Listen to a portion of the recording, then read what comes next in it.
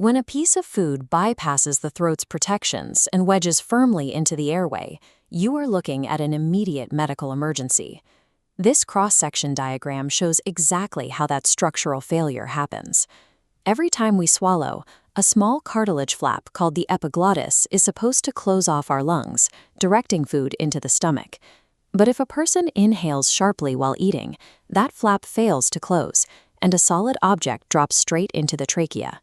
The immediate physiological consequence is severe. You can see the oxygen arrows here bouncing off the blockage. No air can reach the alveoli, the tiny sacs deep in the lungs where oxygen is transferred into the bloodstream. This severe blockage creates a strict, unforgiving timeline. Once the brain is cut off from a continuous oxygen supply, irreversible brain damage and unconsciousness begin in exactly 3 to 6 minutes. An ambulance cannot physically be dispatched, navigate traffic, and arrive within that 3 to 6 minute window. If someone is choking, the untrained bystander in the room is their only chance for survival. Your first required action is to assess the victim. You need to determine if they are coughing and crying, or if they are completely silent and their face is turning blue.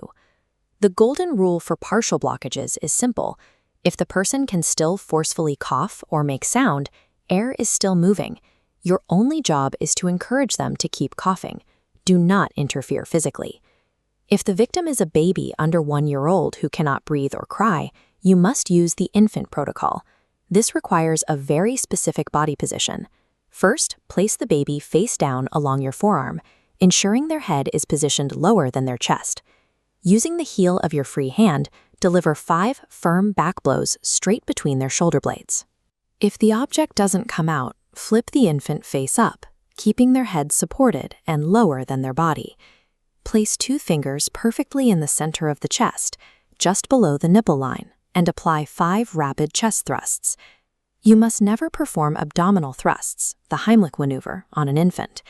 Their organs are unprotected by a fully developed rib cage, and pressure to the stomach will cause severe internal tearing. An infant's fragile anatomy requires you to safely expel the object using alternating pressure points. You alternate between the 5 back blows and 5 chest thrusts until the airway is clear. For children over 1 year old and adults, the mechanics change. You start by having the victim lean forward, and you deliver 5 firm back blows between their shoulder blades. If those back blows fail to dislodge the object, you initiate abdominal thrusts, commonly known as the Heimlich Maneuver. Look at this photograph and notice the hand placement wrapping around the victim's midsection. You make a fist with one hand and place it right above the victim's navel, safely below the hard line of their ribcage. Then you firmly grasp that fist with your other hand. This diagram shows what happens next. You execute an aggressive inward and upward pulling motion, as if you are trying to physically lift the person off the ground. Even when someone is choking, their lungs still hold about a liter of residual air. The upward thrust compresses the diaphragm, turning the victim's own lungs into a pressurized piston. That trapped air is forced violently up the trachea, ejecting the blockage. You have to modify this technique for pregnant women or severely obese individuals, where standard abdominal thrusts are physically impossible or highly dangerous to a fetus. This split-screen diagram highlights the difference. Instead of the abdomen, you place your fist squarely on the center of the chest, right over the sternum, and perform quick, straight-back chest thrusts instead. Now, consider a highly dangerous scenario. You are choking, and you are completely alone. You must immediately apply the self-Heimlich protocol. The primary method is to make a fist, place it just above your own navel, and use your other hand to aggressively thrust inward and upward into your own stomach.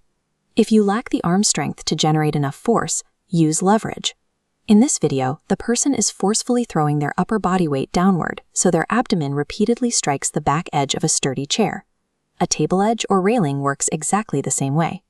Because the core physics of airway pressure rely entirely on forcing trapped air upward, you can adapt this life-saving technique to any body type or isolation scenario. Under the extreme stress of a choking emergency, panicked instincts will often make the situation worse. There are specific actions you must avoid. This is a blind finger sweep. Reaching into a mouth without clearly seeing the object almost always pushes the lodged food much deeper, wedging the object much tighter into the airway. You must also ignore the instinct to offer the choking person a drink of water or a bite of food. Trying to swallow liquid forces the existing blockage further down the trachea. Applying the wrong intervention during a partial blockage will rapidly convert a manageable emergency into a fatal total blockage.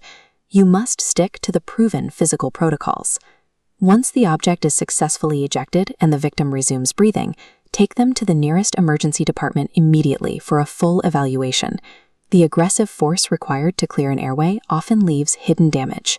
Internal throat tearing, severe swelling, or microscopic food fragments left behind can cause deadly secondary complications hours later. These protocols provide the immediate physical pressure needed to restore an airway, but the process is only complete once medical professionals verify there are no internal injuries. Practice these steps now and sign up for a certified first aid or CPR course to ensure you are ready for the 3-minute window.